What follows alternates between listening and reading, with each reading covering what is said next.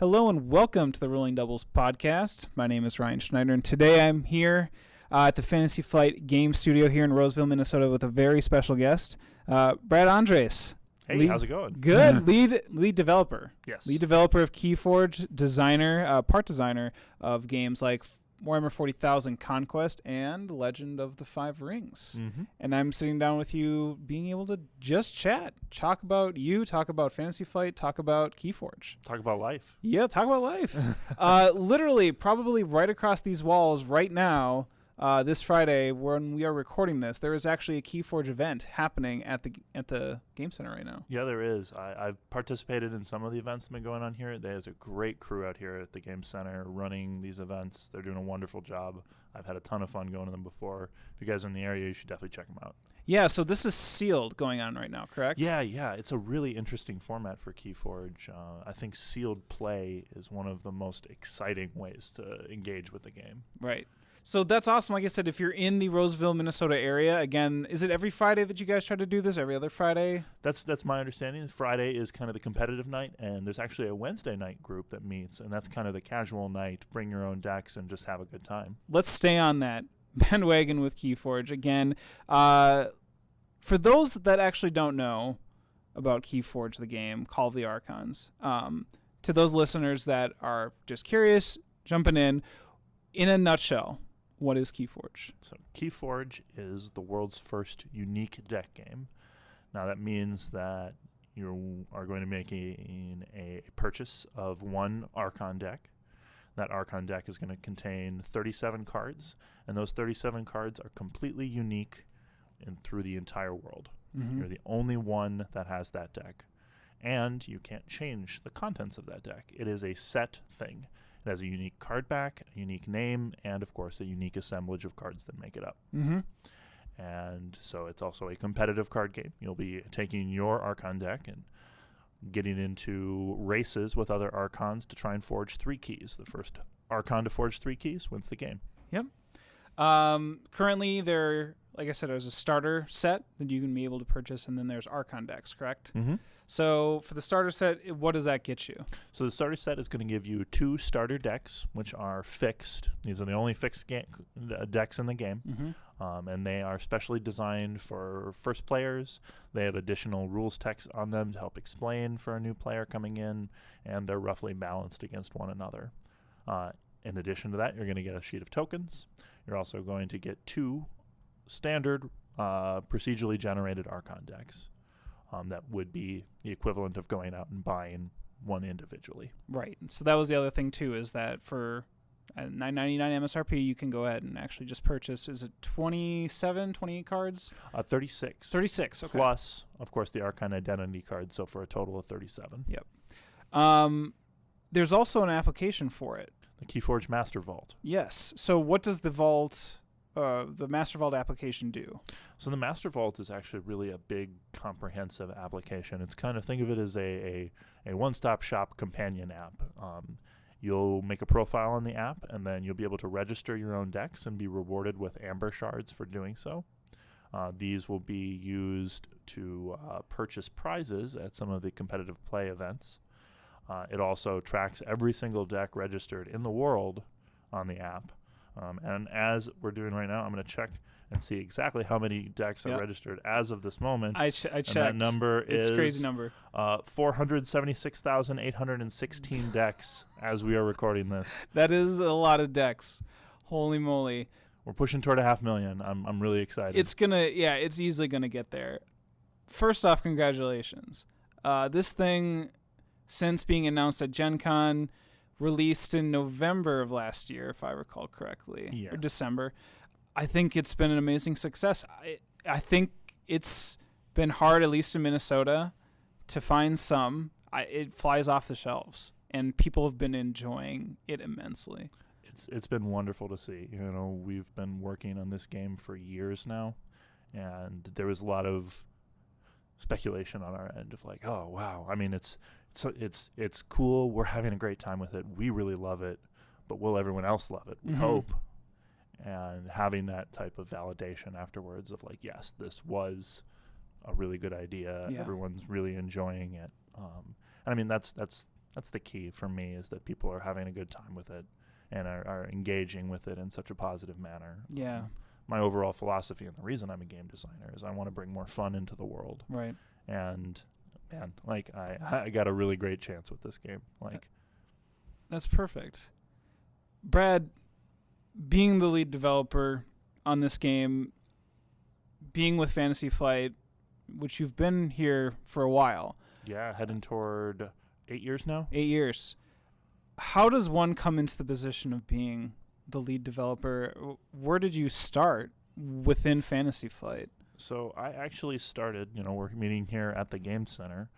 The Game Center used to be located down the street. Yep. It was the event center at the time, and I actually got my first job working at the event center as an event center staff, just working retail for Fantasy Flight. And I did that for about a year, and then a position on the LCG team opened, which at the time both Eric Lang and Nate French encouraged me to apply for. And, well, lo and behold, here I am. Yeah. Those are some two impressive names to be able to come on board with those guys, both Eric Lang and Nate French. Yeah. Tell us, you get onto the LCG team, so there's an opening you get on. What's like that first week on the job like? At this point, though, too, this is pre-Blood Rage. This is pre-Lord of the Rings, maybe, I think, the LCG, with Nate being on it. I can't recall. So this is post Lord of the Rings coming out. Okay, post Lord of the Rings, okay. Because I was hired on the LCG team about a month before Matt Newman was hired. Right, okay.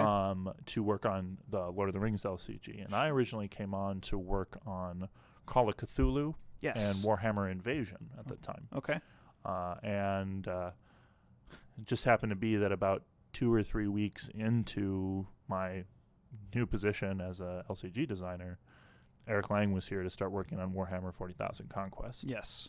And I quickly became integrated into that project as well. Tell us about Conquest. That's probably your first big project. Very briefly, how was it being able to get into something like an IP of Warhammer and changing what is a miniature-focused game into a card game, essentially? It was a really interesting experience. Eric had a really clear vision for what he wanted the game to be, and that was he wanted to make a almost Euro-influenced competitive card game. Sure.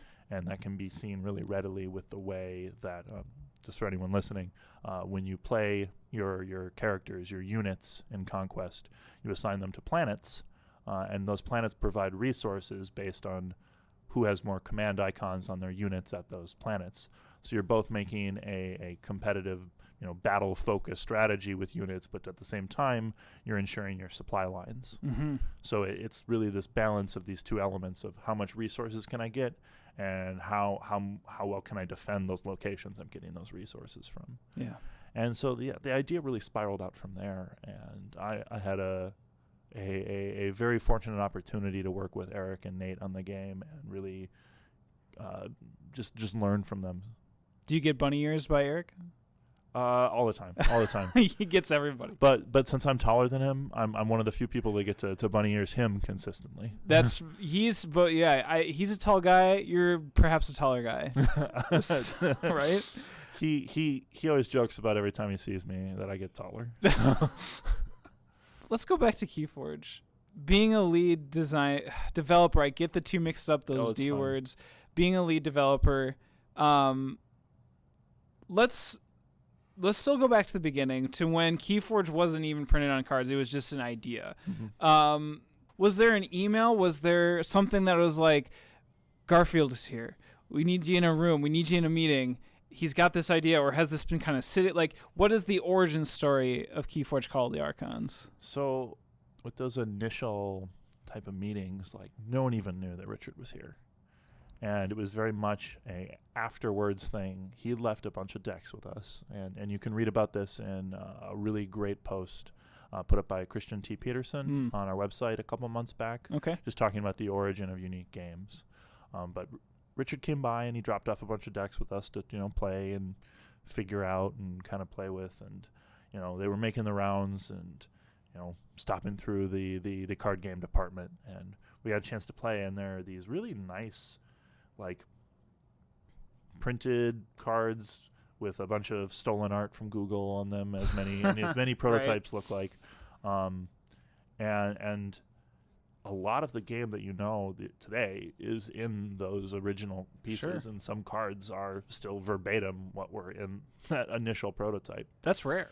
I know, it's pretty cool. I mean, obviously, each and every card has its own story through the cycle of development and design, but the fact that even at that point, because Richard knows that he's had the idea for this game for 14, 15 years now. Mm-hmm. Yeah, the idea being that every single deck being unique essentially is what it essentially, that was the idea that he had 14, 15 years ago. He wanted to grow on that ideal of sealed play in Magic the Gathering, and the league play, and almost the small town feel of Magic where it was back in the day. It's funny you bring that up. I had a friend that everybody kept asking him, what do you think of Keyforge? What do you think of Keyforge? And one day, he was busy, wouldn't respond, and I messaged him and I said, all right, let's give a 1-sentence review of what you think of Keyforge, because he got a copy of the starter set and some Archon decks, and he responds with 3 words. He says, old Magic cards, right?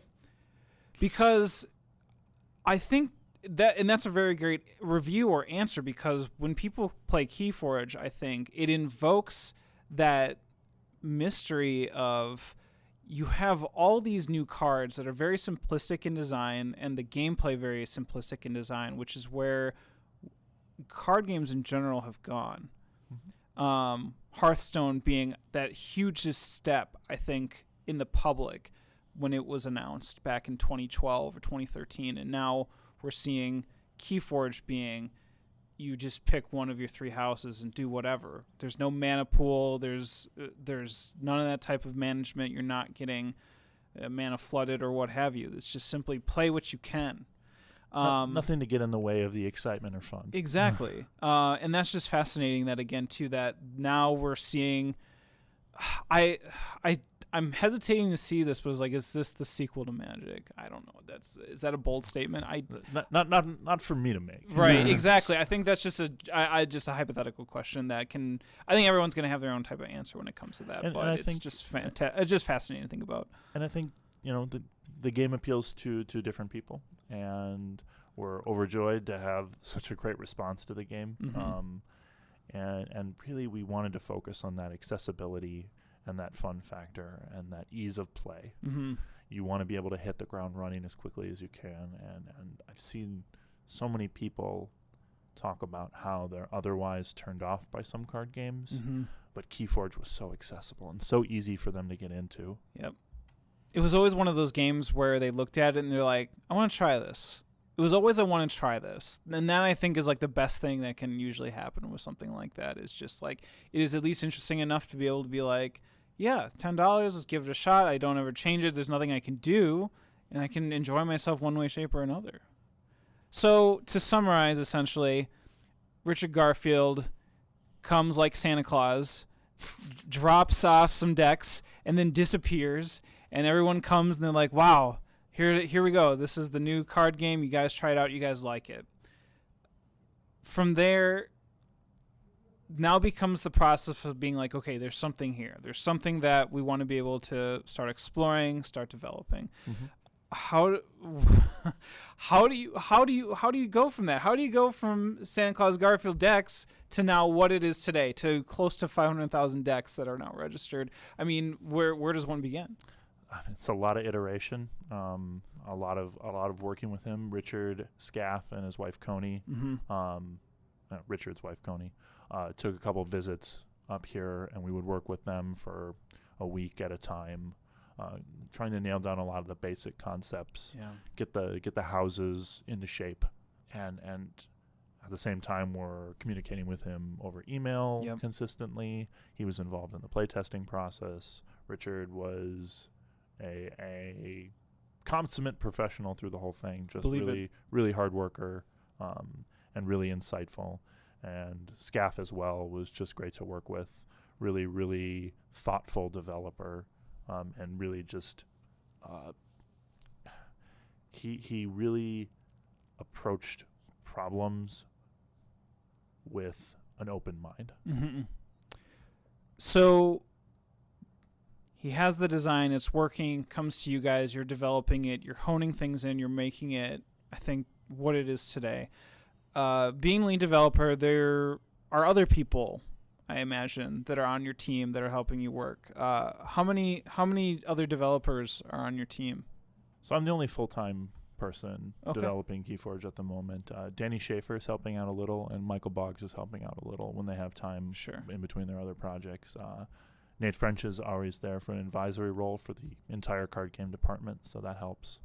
But then, the big thing about Keyforge is it takes so many different aspects. We also have a story team with Dan Clark, Andy Christensen, Danny Schaefer, and myself.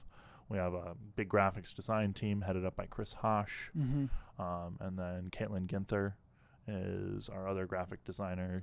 They both do a fantastic job. Big shout out to Monica Helland, who did the original designs for all the faction logos. Then Andy Christensen and Taylor Ingerson, who now works at Wizards, did a lot of the initial work on the concept art for all the different houses. Sure. So again, it's a huge team. So it's not just development. Like, we have a lot of people working to make this game a success, and they're all absolutely terrific people to work with. Yeah, it sounds like there is some cross-pollination with different teams being able to make sure. I mean, because I imagine with Nate French coming in, being very Arkham Horror related and other LCG related, coming in to help you, and vice versa, I imagine you guys are swapping ideas back and forth and helping each other out when needed. Oh, definitely. And, and in case I forgot anyone, like, the team has been so great. And we did internal tournaments and play tests to really, like, hone in on the Keyforge experience. Yeah. Going back again to those decks, talking about those houses, because, again, I think they're all very unique in style. Part of the development process, as one can imagine, is being able to make sure that each house stands out uniquely from itself, much like, the 5 lands in Magic, or however you want to be able to break that down. Was that pretty much a thematic development call that Richard was like, we have the House of Dis, we have the Brobnar, we have Logo, Sanctum. Was that in place, or were those kind of core ideals laid, like, with probably directions and things, or was that just as the gameplay evolved, you started to realize that each one of these houses kind of themed towards this type, like the big beefy ones probably are Brobnar related, being able to draw with Logos being another one. Like, how did the theming of the houses become to be a thing? So mechanically, all the houses were very much in place to start. Richard came with good ideas about where mechanically he wanted those houses to go. And so our flavor for the houses are very inspired by the mechanics that were left there. Brobnar loves to fight, and so we kind of let our imaginations run wild. We knew there were giants in the faction, but how do we want it to show them off? How do we want that context of those giants?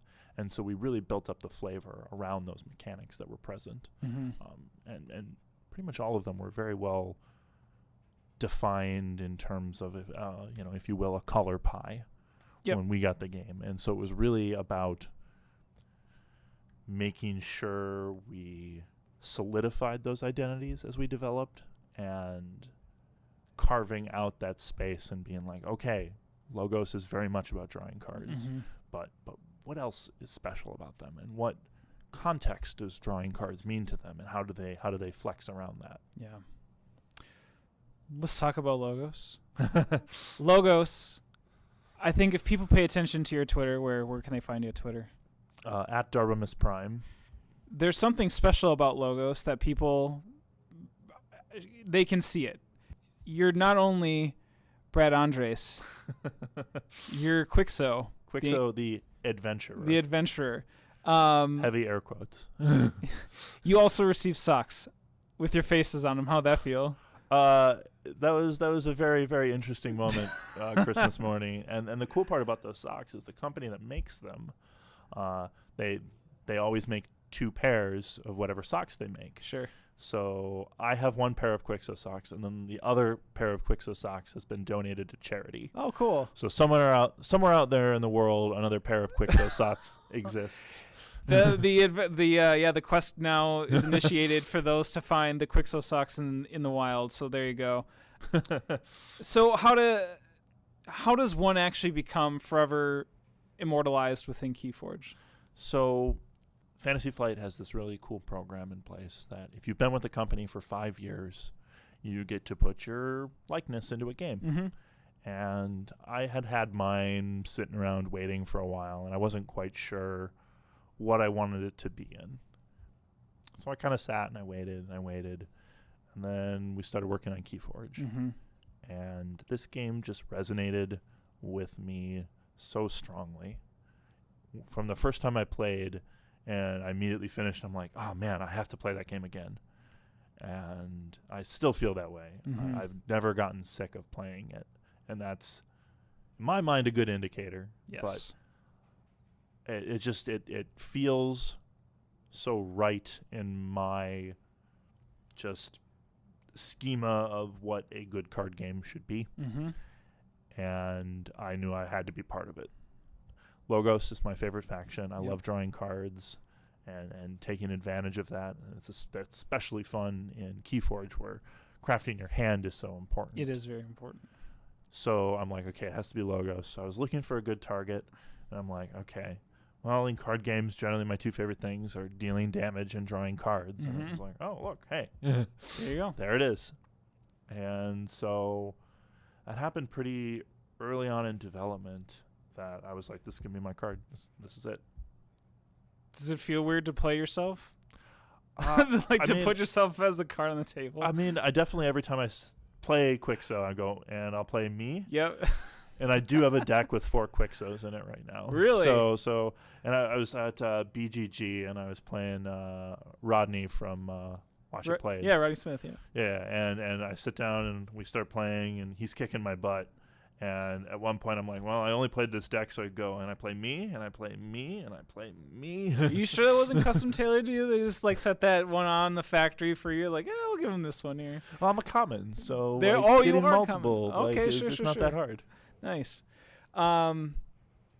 So is there just right off the bat, is there a 3-house combo that you like to look out for when you pick up a deck for sealed? I do. I love obviously having Logos in there. I think it helps smooth out any other factions you get. And in sealed play, I think that's especially important. You want to be able to move through your deck and find answers. I like Brobnar a lot in that same type of situation. I think they're very flexible. I think they have a lot of power and ability to affect the board state. And last, it's got to be a toss-up between Shadows or Dees. I like the control both of those factions give you. One is very much a board control, and the other is very much an amber control, which I think is two of the most important aspects of the game. Yeah. So being able to solidify those, if you get a Dees Brobnar combo, being able to really lock down the board and control what's reaping can pay big dividends. Or Shadows really being able to just manipulate that amber count. Yeah. Really powerful. I just learned something. It's pronounced Dees. I swear it was Dis. So the Crucible is a really, really big planet. Yes. It's huge. And it's my opinion that different parts of the Crucible say things differently. Sure. So I think in some places it's Dis, in some places it's Dis, and every other pronunciation too. Well, it's also fun to say, I'm play Dis. I'm play Dis, I'll play Dat. Yeah. But that's kind of when we played, I've always done that. And it's kind of, I get my jollies out of it. And you want to have fun stuff like that in your games. You want to have fun little colloquialisms that players can interact with. Yeah. So, it's Dis. Well, Brobnar and Brobnar, I don't know. Whatever your opponent can understand. There you go. As I was doing my research for this interview, one of the things I want to talk about is the fact that you guys on YouTube do what's called the Crucible Cast. Crucible Task? Crucible. Yeah, Crucible Task. Cast, in which you guys talk about I mean, they're fairly long videos, 10 plus minutes each, about you guys speaking to the audience about organized play. Mm-hmm. So talk to us about, I guess, what your experience has been in terms of, now that this game has been out 2-3 months, you've gotten a ton of feedback about the game, and now this is your outlet to be able to talk about the game more specifically towards organized play. Just in general, how's the reception been for that? Has that been able to been a good way to communicate to everybody what I guess you guys are wanting to be able to do moving forward with organized play and just other things, or how's that been? So it's a really good avenue for us, and definitely expect them to continue. Mm-hmm. We can interact with our audience very, very easily in that. It doesn't take us as much time to get stuff together. We want to get that information to players as quickly as we possibly can, because we know everyone's so excited for real organized play to be getting. Mm-hmm. Because we have this Dawn of Discovery right now, which is really a great introduction type of organized play. Mm-hmm. Really great opportunity if you're just curious about Keyforge to get in, play some games, and experience the Crucible for yourself. But there's definitely people out there that are hungry for a higher level of competition. Yeah. And so we're really excited about that starting up, and we want to give those details as soon as we can to people. Yeah. But it's been really good on our back end as far as development goes, is we're getting to see a lot of the things that people are having a harder time understanding, what questions are coming up, Mm-hmm. and how we can best serve the community through our rules responses, and how we can get the information to players even faster. Yeah. Because again, everyone just wants to play and have a good time, Right. and it's our job to make sure that they can. We talk about the people that are interested in wanting to be able to explore that higher end competitive play. I've seen people that have gone all in. They have the huge card boxes with 10, 20, 30 decks that they've gone and sleeved and really taken immaculate care of. It's interesting, too, that you also key in the word like Dawn of Discovery, because I think that's, again, where in this period where Keyforge really is, people are really trying to figure out the game. From what you've kind of heard back, do you think people have figured it out yet, right? Magic, in a sense, has been figured out. Or when every single set gets released, there's always like those cards that come out and they're like S+ tier, A tier, B tier, whatever you want to be able to call it. People make it a game to figure it out, right?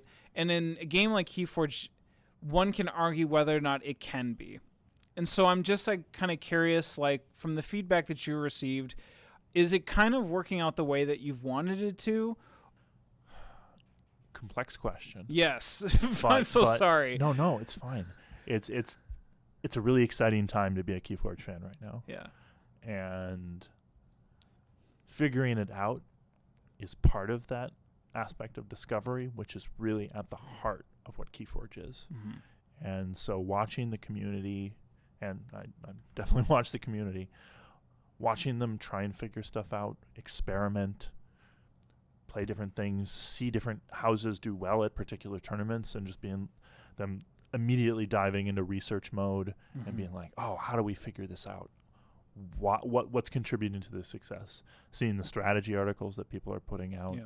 It's people tossing out their best theories, and it's amazing to watch. Mm-hmm. People breaking down their thought process, and that's the heart of what drives a community. Yeah. And Keyforge provides those opportunities unlike any other card game, because it is so much about that discovery. Yeah. When another set comes out for L5R, there's a lot of established bits about L5R that people understand, because how the cards can be put together are known, how the cards interact with each other are known, and not to poo-poo on L5R, it's a different type of game. Absolutely. And Keyforge is very much a game of experimentation and discovery, Mm-hmm. where L5R is more about perfection and excellence. Yes. Speaking of people figuring out the game, certain cards, Four Horsemen. Mm-hmm. Four Horsemen has been a well-sought-after series of cards that, in a secondary market, people have been, I think, paying a good chunk of money to be able to procure. One person could argue that the idea of a secondary market within Keyforge isn't necessarily possible, but again, if there's a will, there's a way. What are your thoughts on people? I mean, people are going to spend their money on whatever they think is great, right? Is Four Horsemen just kind of that type of scenario for people? In some ways, but the Four Horsemen are definitely an exciting thing.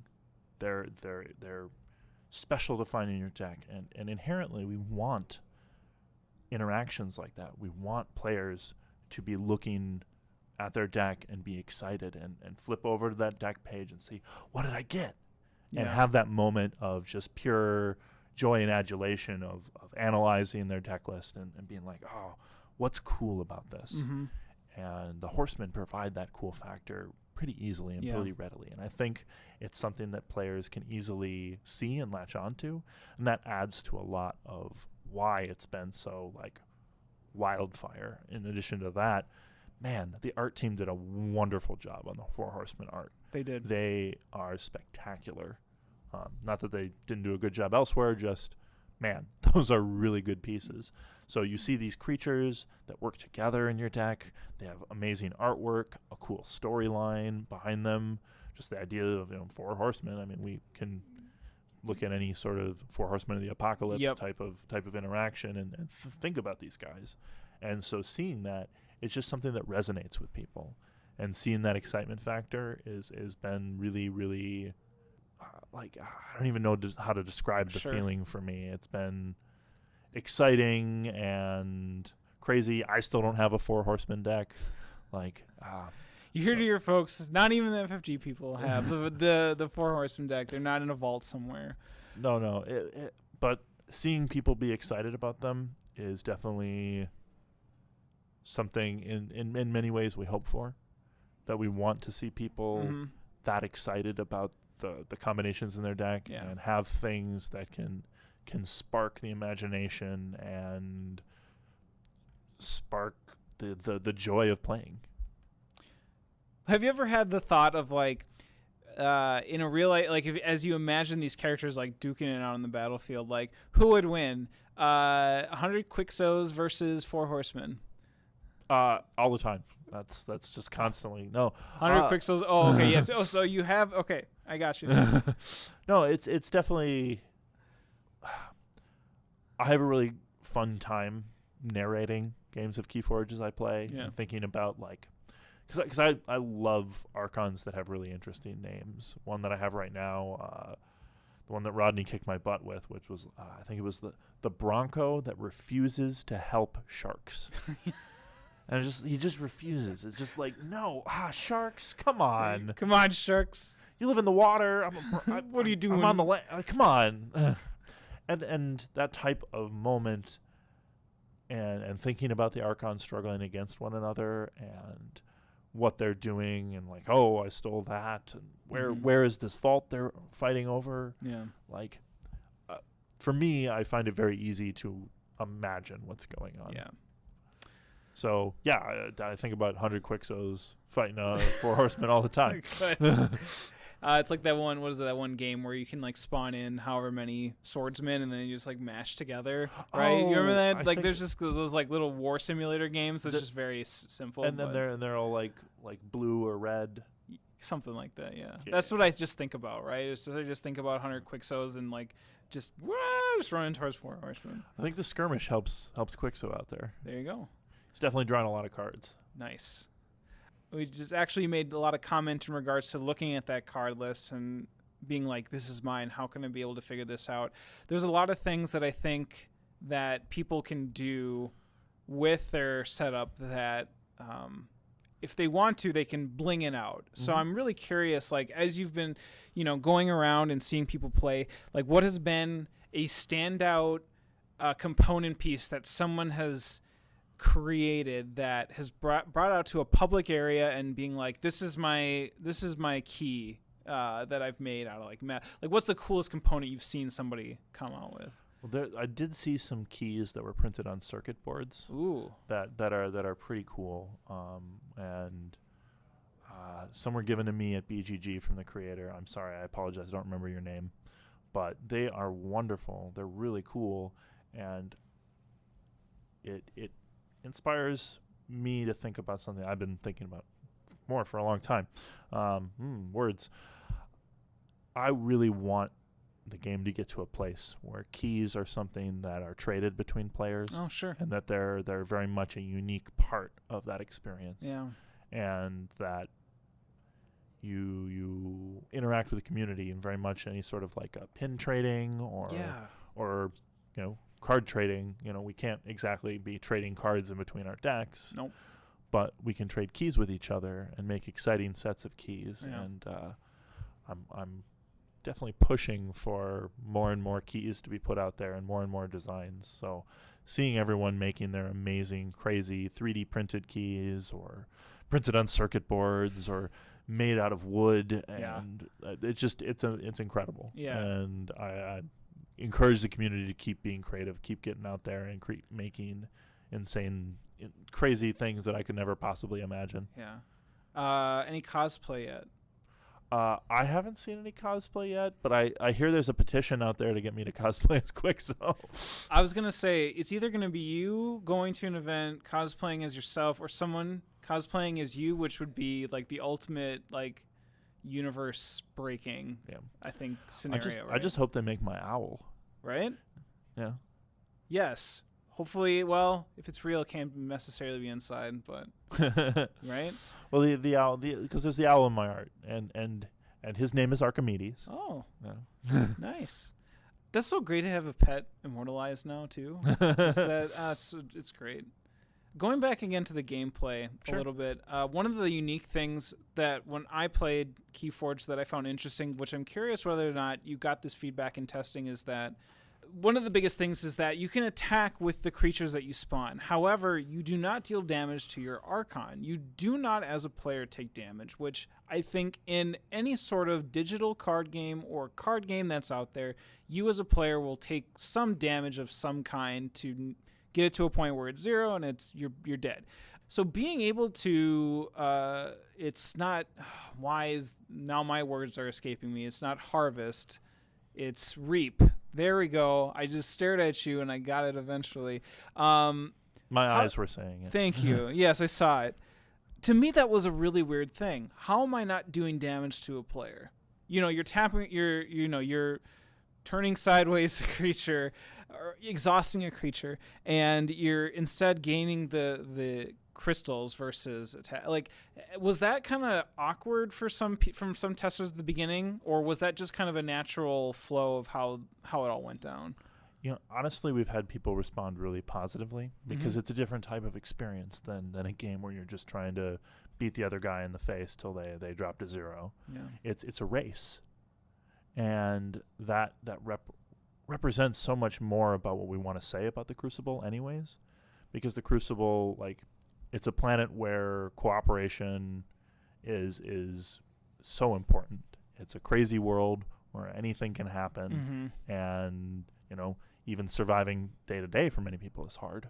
Yeah, because there's so much craziness, and so we didn't want a game that's just about beating face. It's a game about building something. Yeah, it's about forging something. In this case, Key. keys. but that cooperation leads to knowledge. And that knowledge leads to enlightenment and empowerment. And so even deep at its core, the game's about that. Sure. And so having it not be strictly about violence, but about cooperation and fun and understanding is something that was important to me. Absolutely. And something that really resonated with the game with me.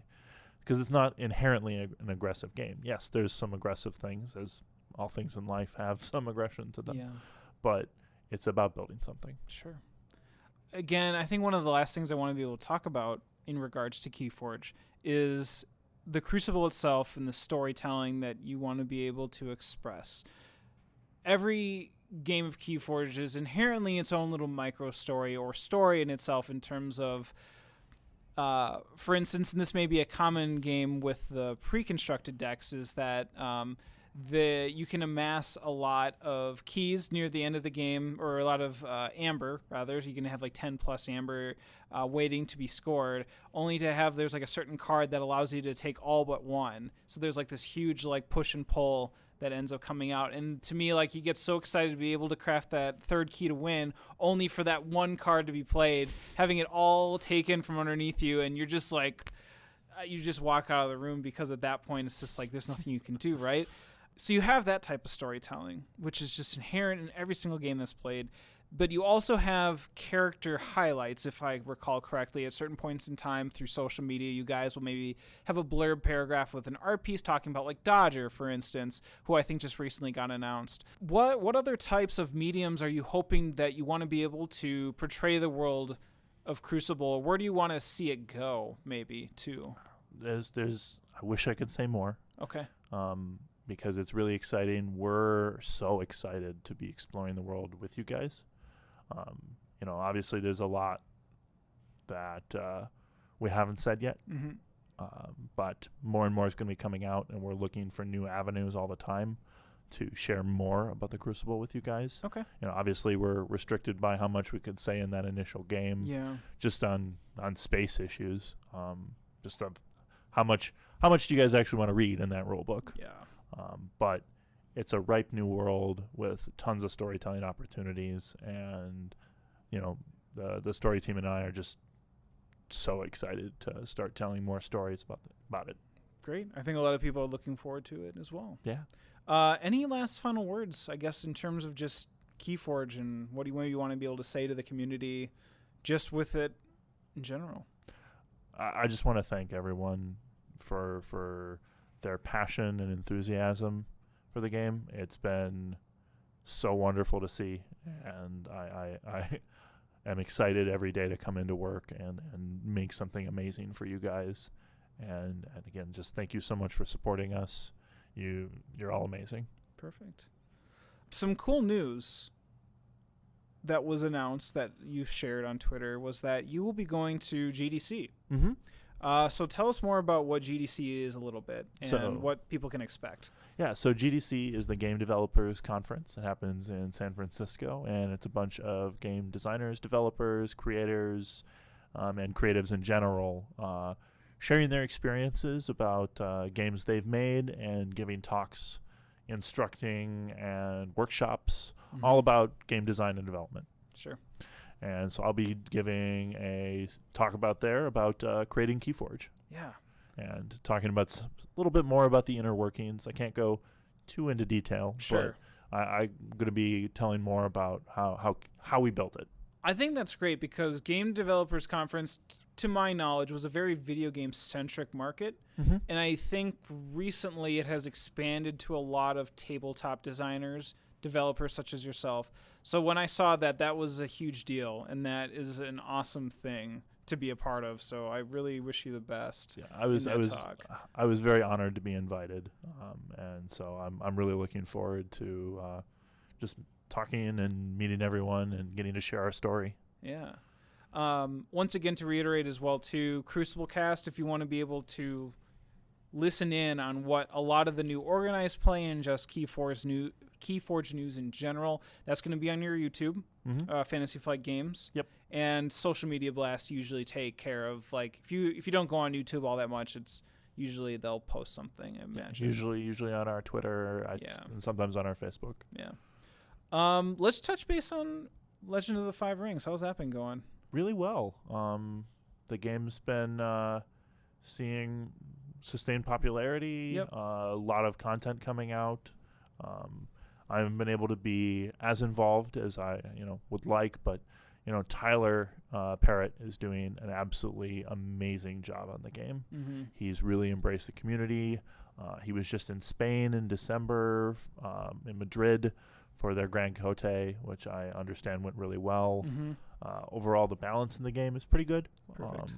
Always something we can improve upon, but a lot of the clan packs that have been announced, I believe the Crane got announced the other day, causing a lot of excitement in the community. Good. And another amazing community. Cool. That's great. Are we going to see Warhammer 40K Conquest 2? No comment. No, I'm joking.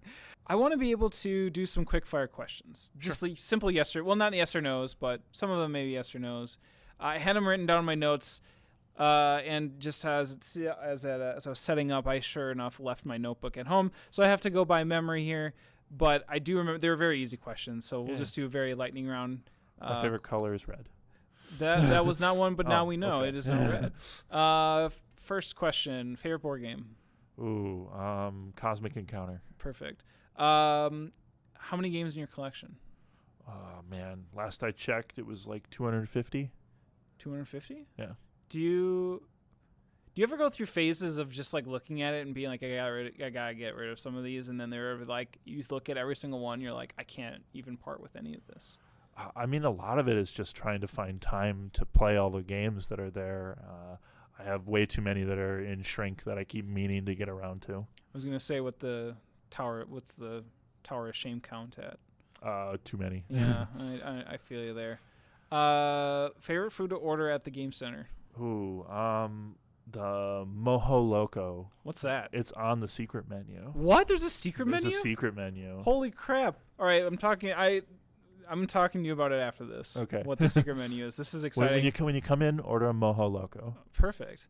What was the other ones? Let's do favorite movie. Favorite movie would be the original 1940s Rear Window with Jimmy Stewart. Good one. What do you think is? I'm trying to find the best word for it. What Fantasy Flight product is not undervalued, but like is like an underdog, right? What do you think is like an what game do you think should have more presence than it does now? Which one do you want to bring to light? Man.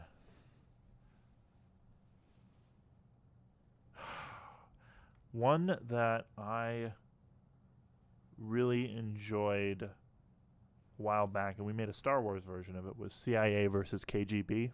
Oh, yeah, I know that one. It's a great little two-player card game that was just so much fun. I don't remember it getting that much attention, but I just always had a blast playing it. Awesome. You said you played a game with Rodney Smith of Watch It Played. Who would be another opponent you would love to play Keyforge against, whether it be in the community or outside of the community? Oh, man. Who would I want to play Keyforge with?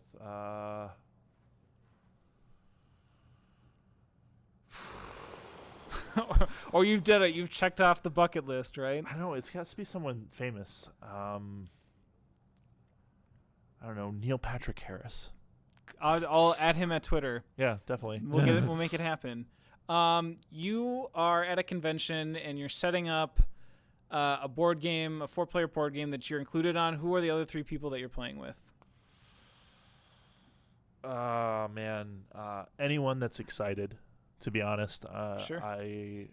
If people are, that was one of the things I really enjoyed about going to BGG. Yeah. Was, and I went for the first time last year, and it was a wonderful convention. Can't speak highly enough about it. I'll definitely be going back.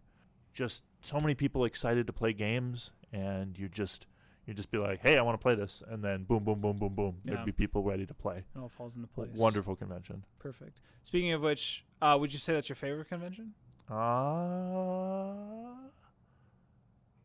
Right now, yeah, I'd be confident saying BGG is probably my favorite convention. Awesome. Let's see. There's one. So my co-host Jacob does these questions, which are kind of silly, but I'm going to answer them I'm going to ask just because I think it'll appease him. Backstreet Boys or NSYNC? Let's go with NSYNC. All right. Christina Aguilera or Britney Spears? Britney Spears. Yeah. I'm Britney Spears too. If you were to ask me one question, what would it be? How do you get your hair so perfect? So I have notoriously curly hair. Okay. To the point where it's just like when it gets too long, there's nothing you can do. You could take a shower immediately within 15 minutes, it puffs out. It's its own beast, right? Mm-hmm. So when I I now have a very specific haircut. It's like short on the sides and the back. You leave a little bit on the top to play around with. It's right? majestic, really. Thank you. And so what I did before I came is I rinsed my hands with water, just gave it a little shakedown. You just get it wet. You don't get it. You just get it like, I don't know, moist. Mm-hmm. Put a little product in there. Just with your hands. Don't use a comb. You just got to get in there with your fingers. Thank you for acknowledging my hair. It's again, like I said, majestic.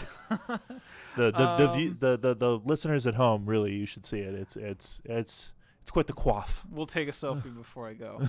I'm trying to think of one last question to ask you because I think I had one that I knew that I really wanted to ask, and dang it, I wish I hadn't forgot my notebook. You know what? No, there's no more questions. I think I'm out of them. All I want to be able to do is at this point, thank you so much for your time. It's been an honor being able to talk with you for the last 52 minutes.